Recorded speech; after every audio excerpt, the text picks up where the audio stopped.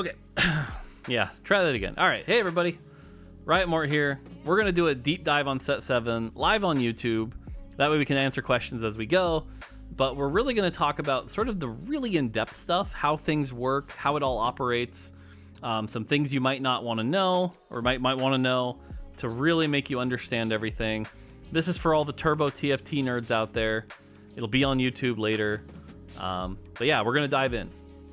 So first thing we're going to start off with is all of the synergies. Astral, pretty self-explanatory here. Astral is every 5th shop, you get increased odds to show Astral champions. The way it works is an Astral shop will always be between 2 and 5 Astral champions. So you're guaranteed at least 2, but as many as 5. And the other thing to note here is it'll always give you champions you don't own, but it uses normal shop odds, okay? So, for example, let's say you're level 8 and you're still doing Astral shop rerolls, you're much more likely to hit Alawi and Varus than you are to hit Vlad.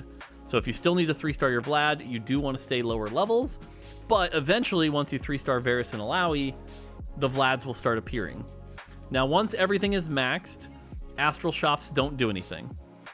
Other things to note here, if you get lucky and get an Astral emblem from a tome, that's the only way to get it is from a tome, you can get that champion in the Astral shop.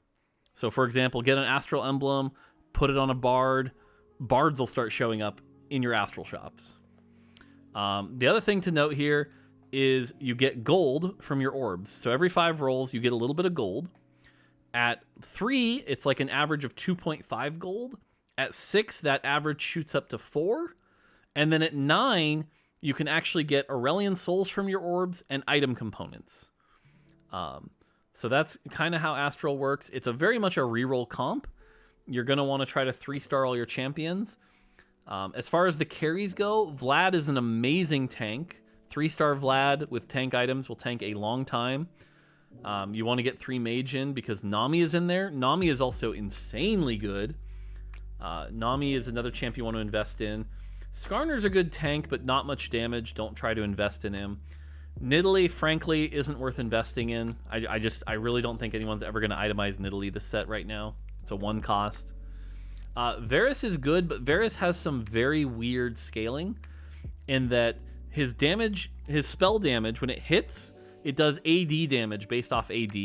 So you're going to think you're going to want to build AP items, but that's not true. What Varus really does well with here is like Shojin Ginsu. So Shojin Ginsu can be really good. Alawi's another champion that right now, at least at current tuning, isn't really worth investing in. Can be a good tank, does some good penetration, but otherwise not super worth investing in. And then Aurelian Soul is a complicated one. We'll talk about him later. But yeah, Astral, like I said, you want to re-roll. Usually get to 6. Try to 3-star your Nami as quick as possible in your Vlad, and then go from there. So, all right, dragons. Dragons, nothing too crazy to talk about here. Obviously, if you put in a dragon, you get the origin. So, for example, Shyvana gives 3 Ragewing. They always require 2 slots. They get 600 health. If you put in more than 1 dragon, you lose that 3 bonus. So, if, let's say, for example, you put in Shyvana and Ao Shin, you now only have 1 Ragewing and 1 Tempest, unless you have the augment. So you'll need to make sure that you only run 1 unless you have the augment. Otherwise, nothing crazy about the trait to talk about. So, pretty simple trait. Okay, Guild. Guild's probably one of the more creative traits in the game. The nice thing is, like, basically these are the champs you want to slot in all the time. Each champion gives a specific bonus. So Twitch is 10 AD. Twitch is 10 attack speed. Talon is 10 AD. Sejuani is 100 HP. Rise is 10 AP. And Bard is 2 mana on hit. And then the guild emblem is 3% Omnivamp. These apply to your whole team, but double for the guild members. So for example, just running a Talon, he gets 20 AD. Just straight up. That's just what he gets. So feels good. It's a good spot to be in. The more guild you put in, the bigger that bonus. So for example, if you're running Twitch and Sejuani, you're getting 120 HP for your team, 12 attack speed for your team, 240 for the Sejuani and Twitch, and 24 for the Twitch and Sejuani. So really, guild members are just like the best splash. For example, if you are running, Swiftshot comp with Xayah, throw a Talon in, all your Swiftshots have 10 AD. Feels really good. So these champions are going to be very high value to slot in. So should be pretty good. Cool. Keep it going. Jade. So some things to note about Jade here. Jade is a very defensive trait where basically the more of it you have, you get these statues. Statues are basically target dummies, but at the start of combat, they give a buff. This is a yes or no buff. They do not stack. Okay? They do not stack. Oh, going back to guild real quick, someone asked a really good question. Is the emblem as one that you put on a champion, or is heart also giving 3% omnivamp? The hearts do not give omnivamp. The heart just moves you up a level, does not give you omnivamp. You must have the emblem. So, okay, back to Jade. These are target dummies. They give you healing and attack speed if you start combat near one. They do not stack, so you don't like. What's really good to do, and I've seen a lot of people screw this up, is if you're running 6 Jade or 9 Jade, don't group up. Being grouped up in this set is really bad. There's a lot of things that take down the group up. You'll want to spread out. The other thing to note is that if you have the statues, they explode when they die, dealing 50% of their health as magic damage, and their health scales with the star level of your Jade. Okay, so if you have 2-star a bunch of Jades, your statues will actually have like 1800 health, and then when they explode, they'll deal 900 damage. Like, that's really good. So oftentimes, especially if you're running a deep vertical Jade, you'll want to try to put 2 of your statues in the front line so that they can explode and take down a bunch of the melee champions. So that's kind of the thing to note. Now, 12 Jade is probably one of the biggest chase traits we've ever made. You'll notice it goes from 9% healing to 25% healing. This number's just wrong. It's like 200% attack speed. So if you can get 12 Jade, great. It's hard. It's really, really hard, but if you can do it, cool. But yeah, otherwise, Shioyu, very good champion. Uses sort of bruisery items, Bloodthirster, Titan's Edge. Feels pretty good. Nico is actually a surprisingly good carry people haven't realized. Ignore this item recommendation. You want Nico to also be tanky, so she casts quite a bit. You want her to cast over and over and over. She does a lot of CC, a lot of value. So like Titans is really good on her. Feels good. So otherwise, Ashe is an okay carry to get you there in the early game. A lot of utility from Ashe, but not really someone you want to like 3-star invest in. Anivia is also good. Anivia does a lot of damage. The thing Anivia provides, by the way, is the 40% MR shred. So a good interaction here to note is Anivia casts, gives you that 40% MR shred, then the statue explodes, doing magic damage, going through that MR shred. So Anivia is very valuable in there. So you'll definitely want to keep that in mind. The other thing is Jade is just a very easy comp to play. A lot of things synergize with itself. You've got Nico and Gnar that gives you 2 Shapeshifter, which is really, really good. So you definitely want to try to play that in. Early game, you can also play Ashe plus Karma plus 1 to get Dragonmancer in, so that's really good. But yeah, that's kind of a quick rundown on Jade. Mirage. Oh, I should pull up a better version of this. Hang on. I'm going to pull up a version of this. But basically, Mirage is this set's mutant. Mirage allows you to... there's a bunch of different versions of it. Every game it's different. There's an indicator where you can check that out. Try to see which version you're playing. So definitely want to check that out. All right, I'm going to pull this over here. This way we can just look at the Mirage variations. Okay, so here are the Mirage variations. We have Executioner Strike. This is basically, if you remember Executioner, if they're below a certain health, you get a bunch of crit and crit damage. Now keep in mind, this is the thing I think a lot of people are screwing up. This does not work well with Infinity Edge and Jeweled Gauntlet. If you are playing Mirage with this Executioner's Edge, don't build IE and Jeweled Gauntlet. Because what happens is, let's say you're running 6 Mirage, If they're below 75% health, your spell and your autos are guaranteed to crit. You don't need Jeweled Gauntlet to enable that crit, and it's saying it will crit, it's not giving you crit chance, so the IE also ends up being wasted. So don't build those items if you're in this version. Otherwise, this is just a lot of damage. Really good spatula. There's a lot of champions that work really well with this spatula if you want to make it. Dawnbringer, this one basically says, hey, your Mirage people are going to be very tanky. They're just going to heal a lot. They're going to be very, very tanky. Nothing really special about that. The nice thing is if you have 8, you'll just heal the full even through healing reduction. So, pretty good.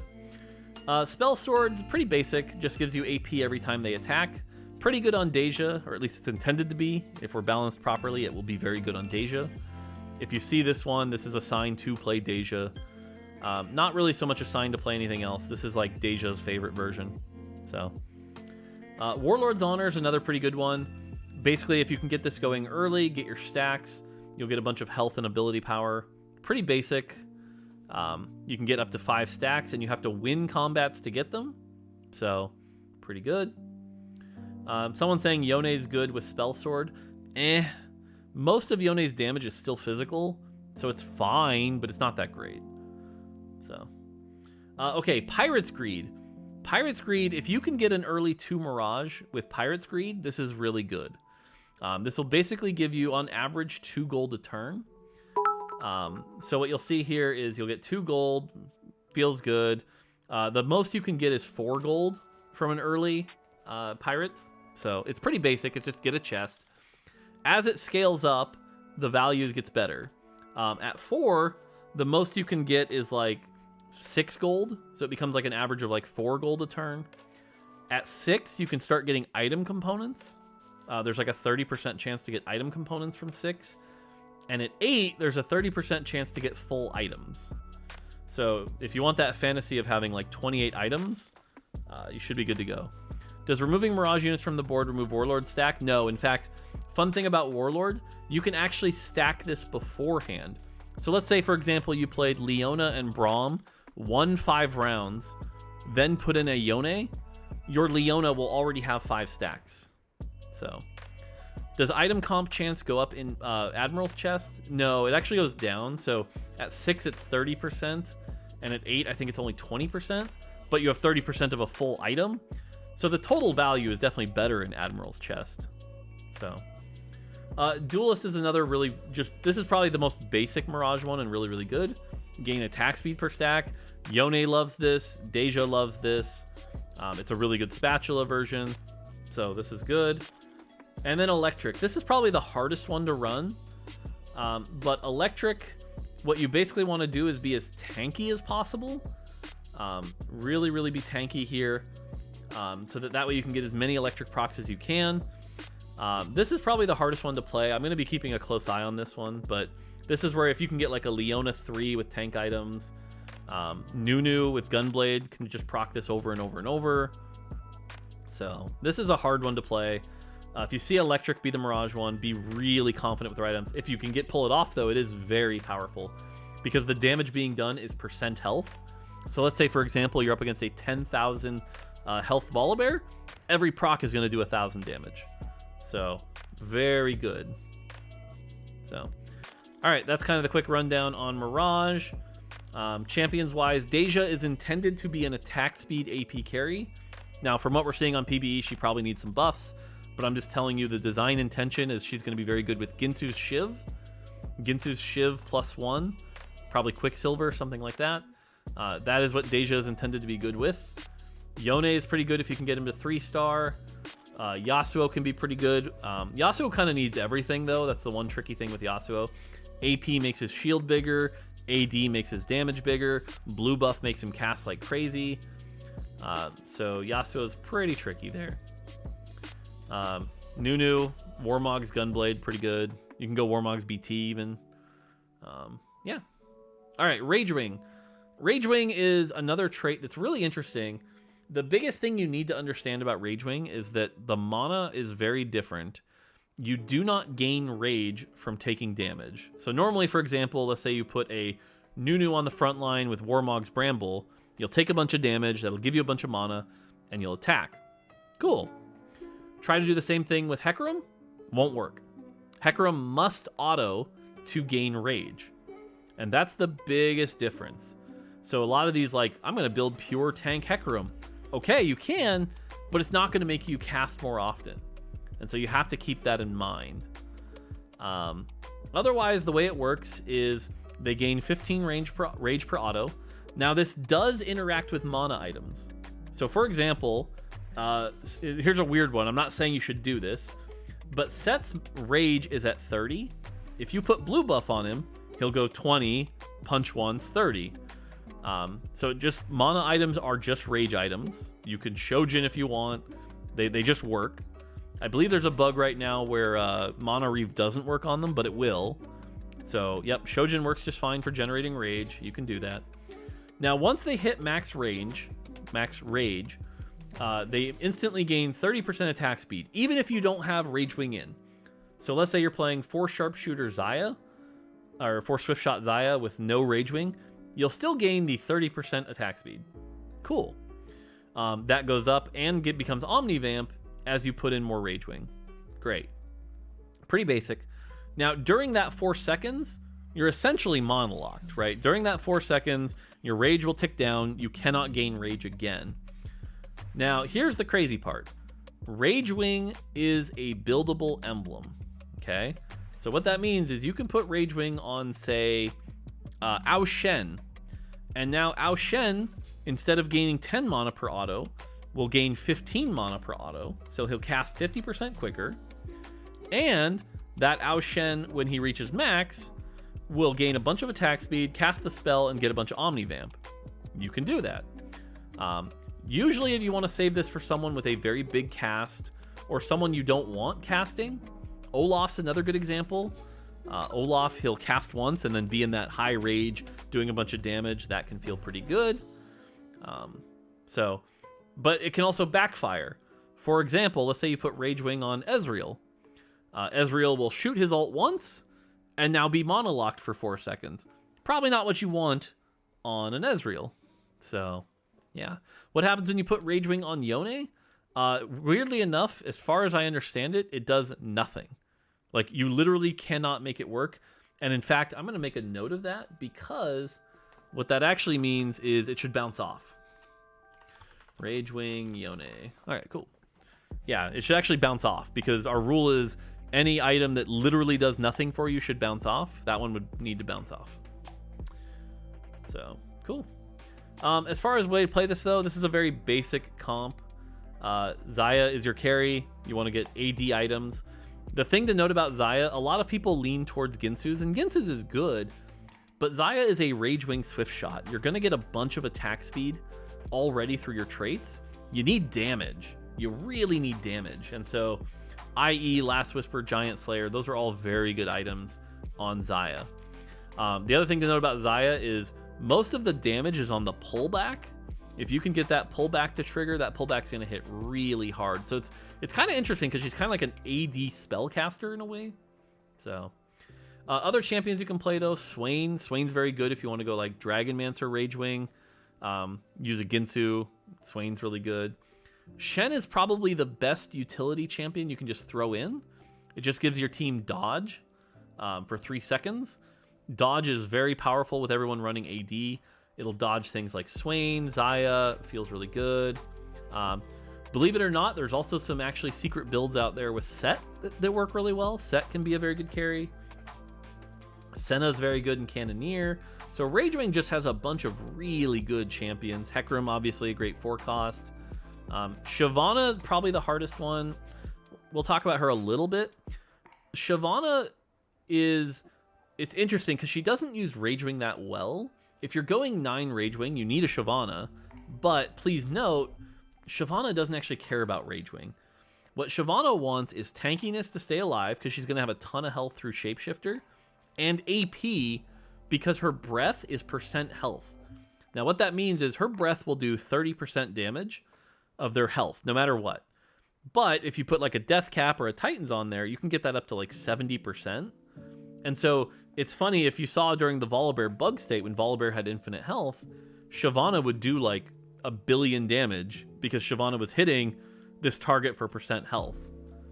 So Shyvana can be really good. Yeah, if you could somehow get like 6 Dragonmancer Shyvana, you are going to crush. So Shyvana actually wants things like Titans, Warmogs, kind of be tanky, and get some AP on there. So, yeah. All right, Revel. Revel is a weird trait because by itself, it's just okay. You run Tahm Kench, you get the Jinx Corki, which is a nice combo. Corki's your carry. You can do Cannoneer. Feels pretty good. Nothing too crazy. But Revel, what it does is it shoots a rocket every time you do spell damage. So Tahm Kench, that's like 2 times. Sona, you shoot that ult, you hit like 5 people, you get 5 rockets. Cool. Jinx, you throw down that thing, fire some rockets, fine. Corki takes advantage of it best. But, as has already been noted, Revel Emblem is one of the better emblems out there. There are some pretty crazy Revel interactions. Xayah was the big one. It's been nerfed, but it's still good. Anivia is another good one. Shyvana is actually a very good one. The breath, every time it ticks, will fire a rocket. So those are pretty good. So definitely, if you get an emblem here, you've got a shot to do some pretty crazy stuff. So definitely keep an eye out for that. Yeah. Okay, Scale Scorn. Scale Scorn is probably one of the more interesting traits. There's a couple things to note here. First off, you cannot run it with a dragon. If you do, your trait will turn gray. Even I've screwed this up before, where it'll say like 4 out of 2 Scale Scorn, and it'll be gray. Scale Scorn, you cannot run a dragon. Okay, otherwise you just lose the entire bonus. Sucks. But if you're not running a dragon and it's active, it does 2 things. The first is it just gives you extra damage. Now, this looks like a lot of extra damage, but there's kind of a trick here that makes it not as good. Let's say you have an Olaf, and it hits for 100 damage, okay? What's going to happen is you're going to get 30... Ignore these numbers are wrong. I think it's 35 actually right now. You'll get 35 bonus magic damage, okay? Cool. 35% more damage. You love it. Let's say you have a Bloodthirster. You should get 25% vamp, right? You're only vamping off the base 100. The bonus magic damage cannot vamp. So in a way, yes, it's plus 35% damage, but it doesn't interact with some things the way you need it to. So things like vamp end up not being quite as good. So just keep that in mind. The other thing to note here is that these champions are inherently tanky because they take 25% less damage from enemies with less than 2200 health, which is the equivalent of a 2-star dragon with no items. So if you're up against a strong dragon, they'll be a little extra tanky. Things like a Volibear, this is really good at taking down a Volibear, so pretty good. But yeah, otherwise, Lilia and Olaf are really the carries here. Diana can be a carry, and Diana's intended to be a carry if you get an assassin comp. That can work really well. But yeah, would Celestial Blessing take advantage of the additional magic damage? It would not. Sort of like how Celestial Blessing doesn't work with Static Shiv. You have to think of it like that. It's like Celestial Blessing doesn't work with Revel, and it's like Revel and Scale Scorn are basically the same thing. It's just Scale Scorn is all damage, and it's done as a percentage. That's it. Like, that's why they operate that way. So. Okay, Shimmer Scale. I wish there was a way to pull up the items here. Let's skip Shimmer Scale for now. We'll come back to Shimmer Scale. Mods, if you can find me a link of the Shimmer Scale items, that'd be great. Okay, Tempest. Tempest is a really cool trait. I love Tempest. The way Tempest works is for the first 8 seconds of combat, it does nothing. Absolutely nothing. Okay? Then, at 8 seconds, you get this lightning bolt. This lightning bolt hits, and you'll do percent true damage. So you'll actually see... okay, great. We'll come back to that. You'll do a percent true damage, and it'll hit the enemies. It looks really satisfying. If you get up to 6 Tempest, I believe the number's actually, 25%. The enemies just lose 25% of their health. Feels good. In addition, all your Tempest units will gain a bunch of attack speed. So when you hit these vertical Tempest, it's just like the team is playing with 40% less health. Feels really good. And the other thing to note here is Tempest has a lot of strong units in it. A lot of people right now are sleeping on Ezreal. Ezreal is like the one good blue buff user in the set. You go blue buff death cap, Ezreal will pump out a ton of damage. Lee Sin just recently got buffed. Lee Sin should be doing some damage. Lee Sin's tricky though, because if Lee Sin hits one target too hard, he won't do much damage. He'll kill them. If he hits, or if he just like kicks them off to the side, he's actually very bad. But if you can get lucky and get that Lee Sin where he kicks them into a group, you will do massive damage. So, can be fun. Oren is like the Sejuani of the set, the 4-cost CC, the Braum. Like, Oren is one of those champions you can almost put into any comp. Feels really good. His ult does the 50% attack speed slow, and then the stun if he stays alive. So Oren is like one of the better 4-cost tanks. Kiana is meant to be utility. Don't expect her to be a damage carry. I know some people are making it work right now. She's going to get nerfed. Kiana is meant to be utility, so don't expect her to be a carry. She's probably one of those champions you're not going to itemize much, very much like LeBlanc from set 5. So don't worry about investing in him. And then Ao Shen is actually one of the best endgame carries in the game. Get a Shojin on them. They're going to get a bunch of the attack speed from the Tempest proc. And every time they ult, it is board wiping. Ao Shen is great. So if you can play a vertical Tempest comp, you should do it. So consider Ao Shen. Very good carry. So, all right, back to Shimmer Scale. Okay, the way Shimmer Scale works is at 3, 5, 7, 9, you get Shimmer Scale items. Shimmer Scale is a hard comp to play. I love it personally because Itis is like the best solo tank in the game and gives you a free Shimmer Scale item. The Shimmer Scale items randomly change their order every game. So one game, the first item might be Philosopher Stone. The next game, it might be Draven's Axe. You do need to check if you're like, do I really want to invest in this? But if you can get it early, it's really cool. This is the economy trait of the game. If you can get these items in early, they'll start producing gold, and they get empowered with gold. The more gold you have, the better it does. Feels really good. Let's go over those Shimmer Scale items. So we're going to skip that one. Again, the order of these changes every game, okay? So, for example, Determined Investor.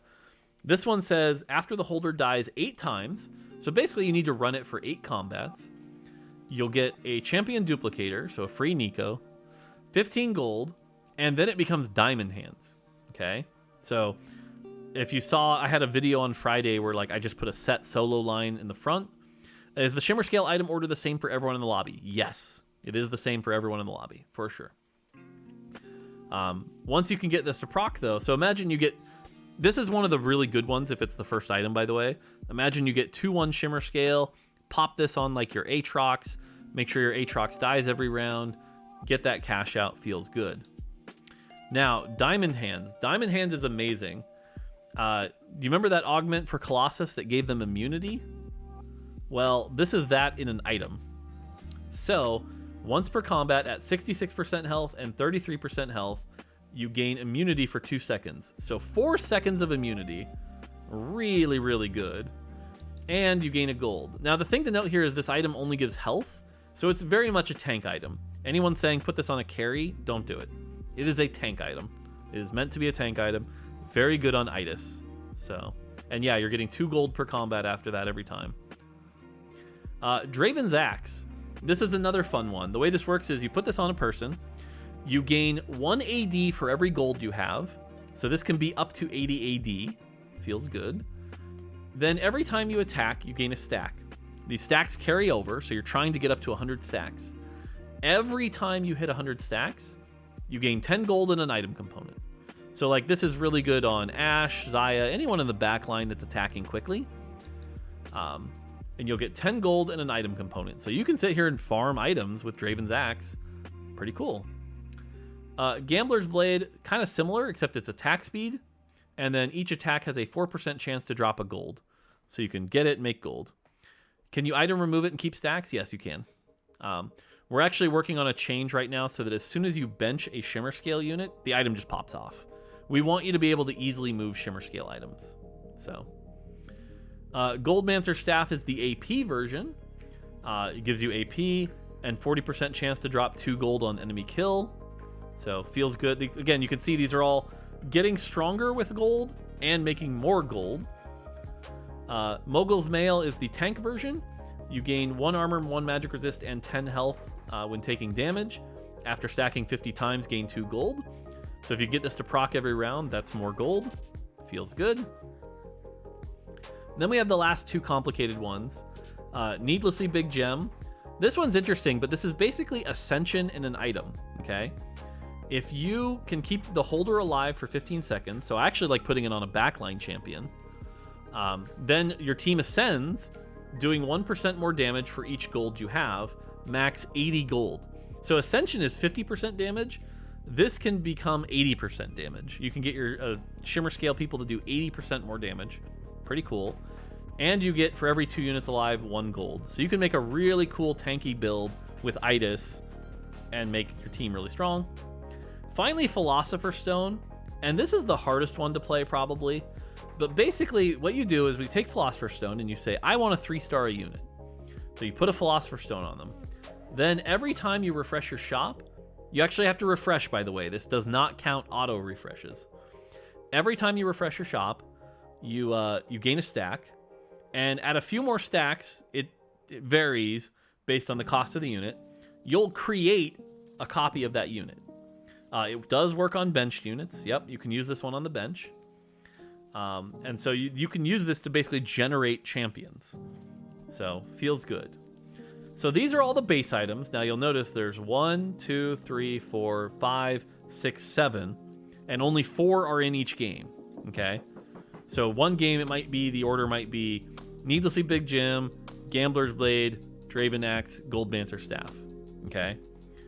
But that's how this works, and so you have to figure out who to use them on. Now, if you can get lucky and get 9 Shimmer scale, you will get the Crown of Champions. The way the Crown of Champions works is this is a hilarious item. I'm not even going to say it's OP, but it's hilarious. Every 5 seconds, your next basic attack deals 9,001 times the amount of gold in your bank in true damage. So, if you have 1 gold, every 5 seconds you hit somebody for 9,001 damage. That probably kills them. If you have 50 gold, you hit them for 450,000 true damage. So, you do a lot of damage. Your damage meters look very, very silly. So, pretty fun. The way you should really look at this item is, as long as you don't have 0 gold, every 5 seconds your next auto kills somebody. So, pretty cool. I actually like putting it on Assassin, like on Kayn. So Kayn can just hop in the backline and go, you're dead. And then 5 seconds later, you're dead. But you can also put it on your front line and try to take down their like super tanky champion. So, and yeah, it's true damage. So, there's no way to clone it, guys. Like everyone talking about, it's an item thing. So like, you know how Gunblade doesn't work with Shiv? Gunblade doesn't work with Crown of Champions. You can't hurricane it. You can't cheese it. It's literally every 5 seconds, hit somebody for a hilariously massive amount of true damage. So, fun stuff. Yep. Cool. All right, Trainer. Trainer, pretty self-explanatory. We've seen it a couple times on stream today, but basically, if you can get an early Heimerdinger and Trist, consider putting this in, because Trainer has to be built up. You have to train your dragon. When you first get Nomsy, Nomsy is very weak. Nomsy's almost like a target dummy. Doesn't do much damage, doesn't do much anything. Nomsy's bad. Like, you have to think of it as like nothing. But the way it works is for every star level on your 3 trainers, you will get 1 snack. Okay? So if you have 2-star Heimerdinger, 1-star Trist, 1-star Lulu, you get 4 snacks. Okay? Each snack gives you health and ability power. So now your Nomsy will have 104 ability power and a little extra health. Every 25 snacks, Nomsy levels up. So Nomsy gets a bunch of armor and MR, some extra health, and some more spell power.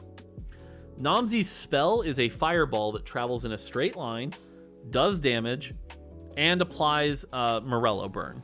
Okay, so pretty good spell. And so you want to try to 2-star your units as quickly as possible to level up that Namzi. As soon as Namzi levels up once, at that point you can kind of run it in the front line. You can get it in the front line, it'll do some damage. It has a cinnamon roll looking thing, the snack thing on its thing. That does not count as an item, okay? The tooltip now says it does not count as an item. So if you have Makeshift, it gets extra armor and MR. You can put it on a best friends comp and give it extra armor. It gains Mystic, all that stuff. Namzi by the end can be very good. You cannot put items on Namzi, but as I've showed today, like there are games where you can get Namzi up to like 3,500 health, 175 armor and MR. It's a big bag of effective health, and so if you invest in Trainer, you can put this in pretty good. Now, a lot of people in chat are talking about the Eat It with Legend. We're taking out that interaction, so don't assume that's going to happen. So that's not going to be a thing. But for now, Namzi is just a very good frontliner. Yeah, you can go Trainer Guild, and so that gives the guild even more stats, or the Namzi even more stats. Now, the other thing you can do, and this is probably the most tricky thing about Trainer, okay? Let's say two things, actually. The first one, when Namzi reaches max level, okay, the counter goes away on the snacks. This leads people to think that, like, oh, she's maxed out, I can't feed her anymore. Yes, you can. Namzi can keep getting snacks throughout the entire game. She'll keep gaining health, keep gaining AP. So don't, like, freak out and think you have to take them out. You can keep making Namzi bigger and bigger and bigger and bigger and bigger. There's no limit. Namzi goes infinite. Okay? The second thing that you need to understand is this trait is built in such a way that sometimes it's okay to take one of them out. Like, let's say it's late game and you want to take out Heimerdinger for a Corki or Zoe or something. You can. Namzi will still stay away. The only thing you lose is the snack generation and Namzi's spell doing double damage. Okay? So that's the thing, and you have to make that's a cool team building decision. So do you want to keep building it up and have that spell do double damage, or do you want to take out crappy Heimerdinger for a 5-cost champion? So there you go. There is no emblem for Trainer. We couldn't get it to work, and we didn't really want to deal with the balance implications of you being able to feed 12 snacks a turn. Namzi would kind of get out of control, and we'd have to balance around it, and that'd feel really crappy. So that's why there's no spat. So that being said, because there's no spat, if you have a Trainer, if you're looking for a trait to manipulate your tome odds, Trainer is a very good one to do it. So, all right, Whispers. Whispers is a okay trait. It's a very interesting trait. The first thing to note about Whispers is it gives you 40% shred on both armor and MR. That's huge. That means you don't need to build Static Shiv or Ionic Spark or Last Whisper. Those items, pretty useless for Whispers comps. So make sure you don't build those items. Yes, you get 10% more shred, but let's be honest, that's not a real upgrade. You don't really want to run that. You just want to get the extra shred. Feels good, so go full damage items. The way it works then is also every time they attack or deal damage, every instance of damage, and this is the important part, every instance of damage, they will gain AD and AP. This is massive. Someone in chat asked, does Last Whisper stack? No, that's what I'm saying. None of the shred items stack. So you don't want to build Last Whisper with this. So, okay. So what this means is, let's say, for example, you build an Anivia who's Whispers, and she ults and hits 3 targets and it ticks 8 times. You're gaining 24 times whatever level you have. So Whispers is another emblem that can be very transformative. People had already figured out Whisper Xayah. That's been nerfed a little bit, but honestly, still very good. So a Whisper spat with people that use both stats is also very good. Whisper Shyvana can be pretty cool. Although the trick there is you kind of want to run Siphon, so you're probably not great on dragons. But there's some pretty neat Whispers emblems that you can do here. As far as champions go, some things to note here. Siphon is like this really interesting melee. It's kind of like a Shioyu. It's like you want to build tanky, so like Titans, scales off AD, charges in, and then does this massive bite that will likely one-shot someone, especially if you've got Whisper stacked up. So, do items proc it? No, items do not proc it.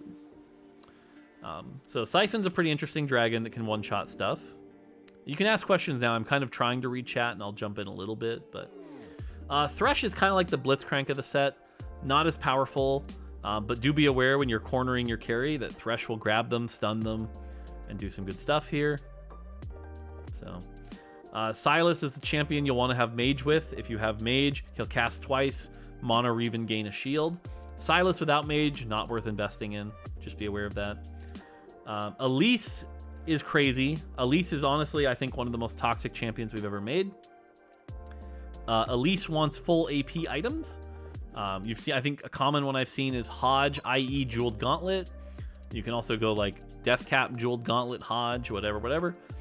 But the crazy thing to note here is she casts her spell. If the spell kills, she repels up, drops aggro, comes back down, and instantly casts it again. And I'm sure you've all seen the YouTube videos of her going down, up, down, up. Trainer Spat was removed. We removed it about a day ago, so it's gone. But yeah, so it comes down, bites, and so I'm not gonna lie, Elise 3 with like the right items can be very frustrating. She is invulnerable midair too, so if you hated Shaco, here's Elise. Finally, Pike. Pike is Darius on steroids. Did you like Darius in Fates, who would get those kills and do resets? That's Pike, but AoE and damage and assassin. Pike is scary and scales with whispers. Yeah, so Pike, very scary. If you're looking for a fun endgame comp, full AP gun, like these items they have on their Pike are really good, i.e. Gunblade, although you could go BT also to protect, and then Edge of Night, very good. So Pike's a little overtuned on PvE right now, so enjoy that while you can. But again, a late game Pike 2 with AP is going to wipe your team. It's going to wipe your team hard. So, cool. All right, on to classes. Assassin. I hate them. I'm not talking about them. They're assassins. You know how they work. They're assassins. If you're going to play this comp, there's really one way to... There's, I guess, two ways to play it. One is you go Diana carry, a little bit of reroll. The other is you can try to go either Pike or Talon based on AP or AD items. Both are very strong carries. Fuck assassins. Bard. Okay. Bard, a little bit of confusion around Bard, but Bard is probably one of the easiest champs to slot in. He's Mystic, which is great. He's Guild, which is great. Lets your team cast even quicker. Every time he casts his ult, you get a Doot. In addition, when you win combat, he'll start dancing, so you gain a Doot, and your team might spawn you some Doots as well. Every Doot basically increases one of the numbers 3, 4, or 5 costs by 1%. If you can get 150 Doots, good luck, your shop will say 0, 0, 0, 0, 100% 5 cost. Okay? It takes 150 Doots to reach that max level. Good luck. It was 50 during the influencer playtest, so it was happening way too often. So, but it's really fun. If you can get a Bard at like 3-3 early or something, your shop odds can get pretty improved by the end of the game. So, other thing to note about Bard's spell is not only is it an AoE stun, but it also, when they're stunned, they take extra damage. So it's just very good utility. So, Bard's really fun. Bruiser. Bruiser is back. It gives your team health. It gives the Bruisers double health. If you're looking to play a Bruiser vertical, there are some great augments that work with Bruiser vertical. You'll need those augments, I think. Without those augments, it's not really worth running. Your carries in Bruiser, you can go Siphon carry. You can go Olaf 3 carry. That's pretty much it. Skarner's not going to carry you. Ornn's utility. Alawi's not going to carry you. So those are the two you're kind of looking for. Cool. Was there any discussion about making Bard's ult do 1 damage? Nope. Bard's not a Morello user. Okay, Cannoneer. Ignore these numbers. These numbers are incorrect. Every 5th shot fires a cannon that does AoE. This comp is really good. This is a great beginner comp if you're looking for something to play. Trainer Cannoneer. Very easy to play. You grab Trist, you grab Senna. Because the other thing to note here is this is incorrect. Cannoneer is 2, 3, 4, 5. So it's very easy to ramp up. Jinx and Corki work well together. This is such a basic comp, but it's good. So you can use, honestly, they can all carry except for Jinx. I've seen some Jinx carries, but like, don't do Jinx carry. Jinx is utility. Senna's okay if you can 3-star. Tristana's okay if you can 3-star. And Corki's just good. Corki's amazing. So, yeah, if you get Featherweights, by the way, Featherweights Cannoneer is a great comp to play. So consider that. And then, yeah, if you can get the Cannoneer Spat, you can do some pretty crazy stuff. I like Cannoneer Olaf or Cannoneer Xayah. Those are both kind of fun. Cannoneer Shiou is also pretty fun. So, but yeah, Cannoneers, good stuff. Cavalier.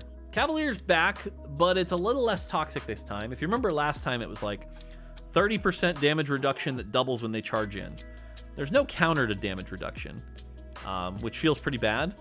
This time it's armor and MR, so now they can lose to things like Shred. They're still pretty tanky though. It's a 2-3-4-5. Ignore these numbers. Sejuani's also very good because it gives you that guild HP. Nunu's back and can eat things. Hecarim's good CC. So Cavalier's just another fun alternative if you're looking for, you know, something like a Mirage. Can work well with Mage. So Cav Spat's pretty good.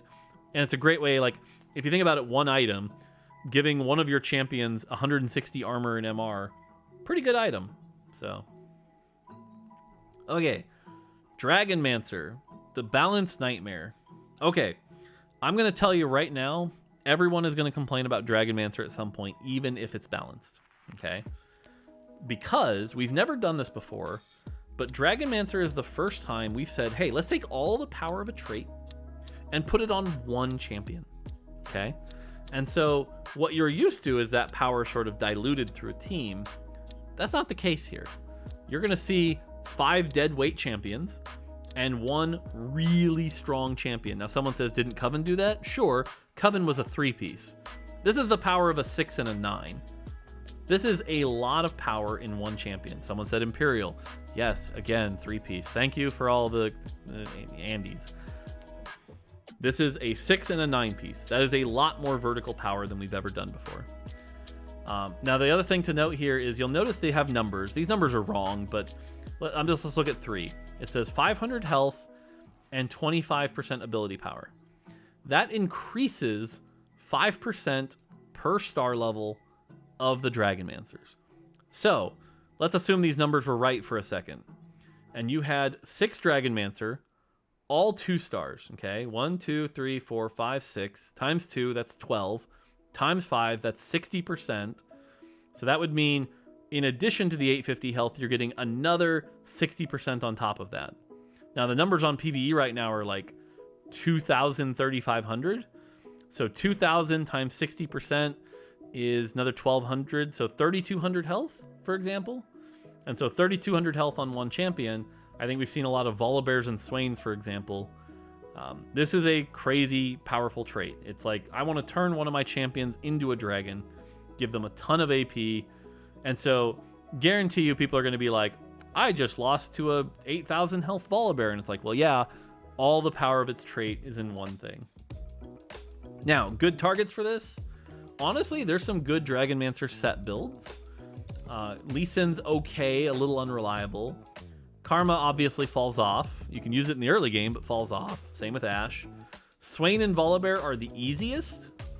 I mean, you're going to see a ton of Volibear on PvE this weekend. Volibear and Swain both looking a little strong. And then if you can somehow hit the dream, 9 Dragonmancer Yasuo 2, that's going to be the dream. That's going to be the tankiest Yasuo that's just amazing. Giant shields. Good luck. So, should be fun. Okay, next up, Evoker. So, Evoker is not Scholar. I want to be clear on that. Hey, Blevins, appreciate the sub. Evoker is not Scholar, okay? Evokers only work on Evokers. And it works with anyone on your team and enemy team casting spells, okay? So anytime anyone on either team casts spells, you're gaining a bunch of mana. What should be good is a 4 Evoker comp with Aurelion Sol and Sona and Lulu. Because what'll happen is the Sona will cast like crazy, the Lulu will cast like crazy, you will be CCing their team a lot, while the Aurelion Soul goes to town and casts over and over and over. If you can pull this off, see these suggested items here that says Shojin, Deathcap, Jeweled Gauntlet? No. Ignore those, okay? What you want to do is run full attack speed or mana generation items, okay? So Shojin, Ginsu, Quicksilver, so that you cast quickly. Someone said, why no 6 Evoker? There is a 6 Evoker. If you can somehow get 2 emblems, 6 Evoker. Yeah, someone said Shojin, Aurelion Soul. Honestly, yeah. Because Aurelion Soul has built-in scaling to his spell. You don't need AP. So go full, things there. Does it interact with Mage? Yep, it does. If Mage casts twice, the Evokers will proc twice. So Evoker is how you get your stuff to cast very, very quickly. Now, someone in chat said, what frontline? There's 2 really good options here. You can go Bruiser and get your Oren for even more CC. Your Skarner, you can get some Astral in, yada yada. Or you can go Cavalier. Both of those work really well for an Evoker comp. So, okay, Guardian. Guardian's a pretty hard one to play, but if you can pull it off, it's quite good. There's 2 good ways to play Guardian. And by the way Guardian works is once per combat. So let's say Thresh is below 50% health. He will give himself and the lowest health ally a shield. Ignore these numbers. It's a % of his health. So if Thresh has 1,000 health, I believe 2 Guardian is 30%. So he'll give a 300 shield health to himself and the lowest health ally. Okay. Guardians scale with Warmogs, so that's great. HP is really good. You'll definitely want to be stuff like that. There's, like I said, 2 ways to play it. One is you can full reroll this. You can try to get 3-star Thresh, Taric, Leona, Braum, at which point you've got massive shields. Your team will stay alive very, very high. It's lowest health. And then if you can get Itis plus a Guardian emblem, you can get 6 Guardian, which feels great. 6 Guardian with Yone, for example, has felt good. That can work. Do the Guardian shield expire? No. They have a 30-second duration, so they don't expire. And they do stack. So basically, it's just get a ton of extra shield health. So definitely can do that really well. It's probably one of the more annoying tanky comps. Now, the thing to note here is you're going to need damage. One of the worst things that can happen is you're running 4 Guardian plus a Yone, and then the Yone dies, and everyone else is standing around slowly bleeding to death. But it exists. So, all right. And yeah, Itis, do want to talk about Itis real quick, by the way. Itis is the best solo tank in the game. Give Itis, so you'll see these items they're recommending here. Those are fine. Any extra AP you can get on Itis is very good. The AP will allow Itis to do a bigger heal on themselves and bigger shields on your allies. So Itis is really, really amazing. I recommend like Titans, Warmogs, Bramble. You can even go like double Titans, stuff like that. But yeah, Itis super strong, doesn't need Guardian. So cool. Legend. Legend is tricky. Now I'm going to talk about Legend as if we've made the change that we're making already. You're not going to see this on PvE. But the way Legend works is at the start of combat, they will eat an adjacent champion, okay? Right now on PvE, you can eat things like target dummies, Jade idols, and Nomsy is the abusive one. Afterwards, you're only going to be able to eat champions, okay? But when you eat that champion, you gain 100% of their health, armor, magic resist, and 40% of their ability power. There are some wicked combos here you can do. And the other thing is you don't have to eat, okay? If you're running 3 Legend, you can only feed Volibear, for example, if you want. Now, my personal favorite is you go Ginsu's Quicksilver Bloodthirster on Volibear. So that way you're like full damage, you got that heal, and then you eat something like an Itis, and you can hit 5 Shimmer scale. Is it a one-time eat? Yes, it's for the combat. Like at the start of combat, they eat the ally. At the end, they come back. Someone says, do you think eating the Jade statue is actually a bait? It's fine, but like I said, it won't work by the time this goes live. So you must eat a champion. A lot of people in chat seem to be confused. It is a temporary eating. okay? So, like, let's say at the start of combat, Volibear's standing next to Vlad. Volibear eats the Vlad, gets the stats, combat's over, you come back, the Vlad's back, okay? It's not like Tahm Kench. It happens once. It's at the start of combat thing. So, and yes, that champion counts as dying. So, for example, let's say you put Volibear next to a Vlad with a Zerat portal. The Volibear will eat the Vlad, and the Zerat will appear. So, would Vlad count as player damage? No, they're dead. It basically kills the ally. It kills the ally. Legends cannot eat legends. Legends cannot eat legends. So, but yeah, otherwise everything else works. So, one of the craziest ones I think I've done is Volibear with those items I mentioned, next to an Itis with Dragonclaw Bramble. So then the Volibear eats the Itis, gets a ton of health, ton of armor, ton of MR, and then has Quicksilver, can't be, CC'd, BT for the high health. So, yeah. So it'll feel really good. The other thing is, like I said, depends on what you want to do. I think a great version is, like, don't feed Anivia. Just let her continue to be utility. Don't feed Oren. Oren's questionable, but it's really your choice, and that's kind of the thing here. Does this count as a death for Olaf? Yes. Again, I don't know how else to keep going. Everyone's asking these really niche cases. It's like they go, hey, ally, I see you there. You're dead. You have died. Give me your stats. That's it. And yes, there is a Legend Emblem. Legend Emblem is fun as heck. I really like Legend Emblem. Legend Emblem's super fun. So, cool. Mage. Mage is pretty simple. They cast twice. That's it. Couple things to note with Mage. Mage's tooltip is a little confusing, okay? Let's say you have 5 Mage in. Ignore these numbers. The actual number is 100%, okay? And you have 5 Mage in and a Vlad who has Death Cap, okay? The Vlad's Death Cap is 175% ability power, okay? Then the Vlad will cast a spell twice for that 175, okay? Now let's say you jump up to 7 Mage. 7 Mage says 100 to 125, okay? What that actually means is your Death Cap Vlad that has 175 will now be multiplied by 1.25, so your Death Cap Vlad now has 218% AP, okay? So basically what I'm trying to say is if you go 7 or 9 Mage, AP is amazing because you're getting extra value out of your AP. A lot of extra value out of your AP. The common one people have already figured out is you go Astral because you've got all that AP from Astral, and then you go Mage, Reliant Soul. But yeah, it's really good. So this is why if you've seen me play Mage before, I put AP on my Mages a lot. Mage becomes very valuable. So, yep. So anyone saying 7 Mage not worth, y'all crazy. So you get less from playing 3? Yup. So, something pretty cool there. Otherwise, Mages are Mages.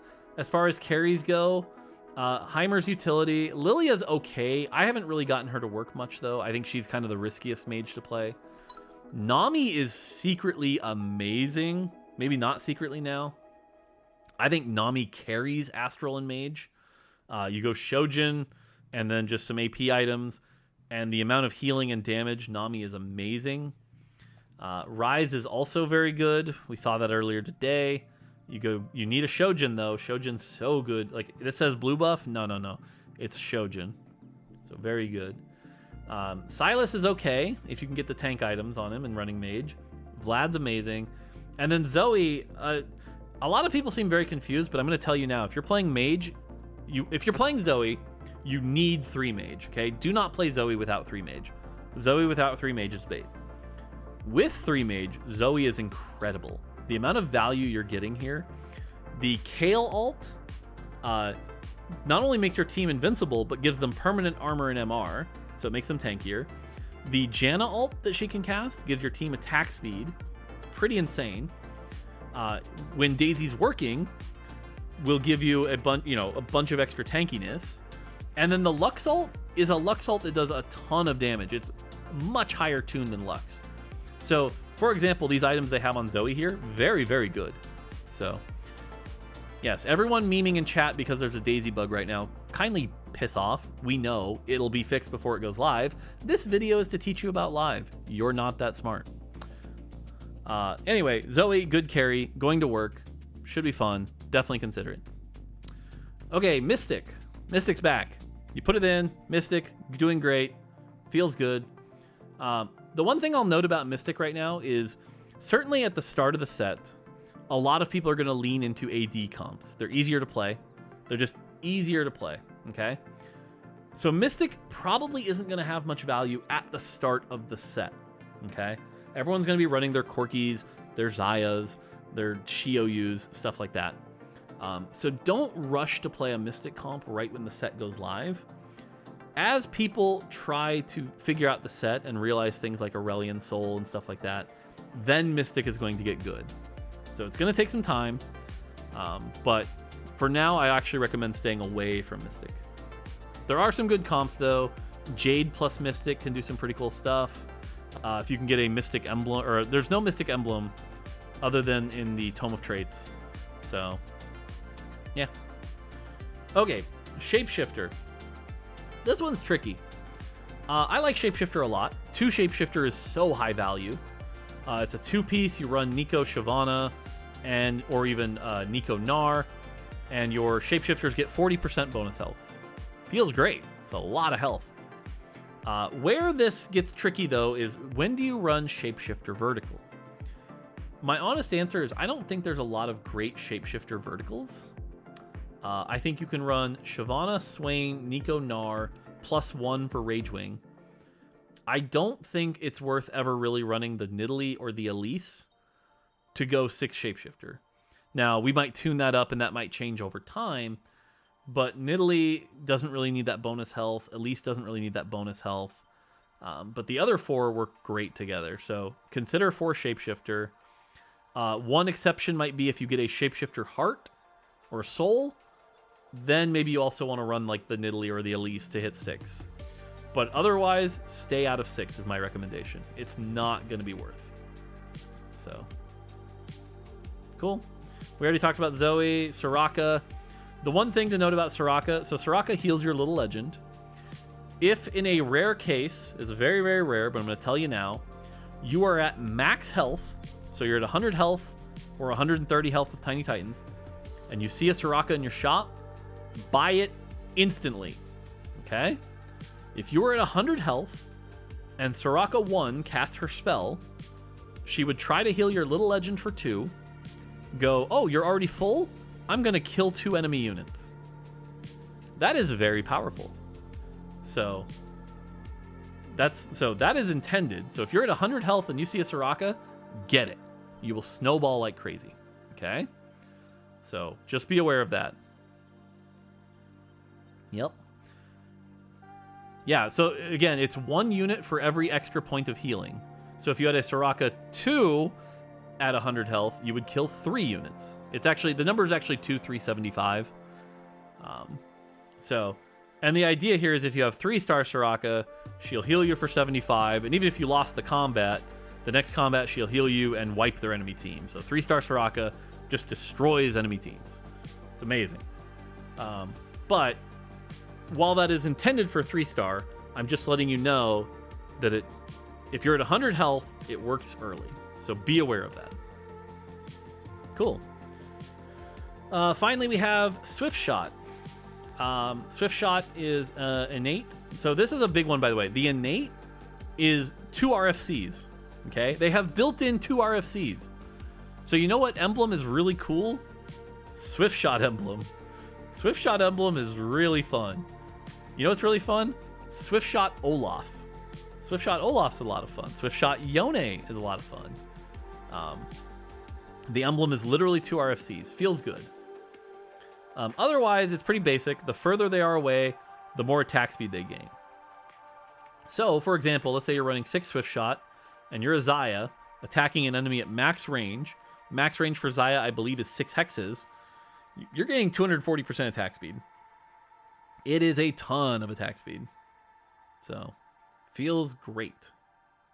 Yeah, Swiftshot Volibear's good. Yep. Yeah, it's sniper, but attack speed. That's correct. Otherwise, champion-wise, Xayah's a carry, uses AD items. Varus is a little weaker carry that uses AD items, but has CC. Twitch is not a carry. I will be shocked if Twitch carry works. He provides armor pen, so Twitch is good there. Ezreal's the AP carry in the comp. It does work. And then Ashe is also utility with the CC. So, and then finally we have Warrior. Warrior's an interesting one.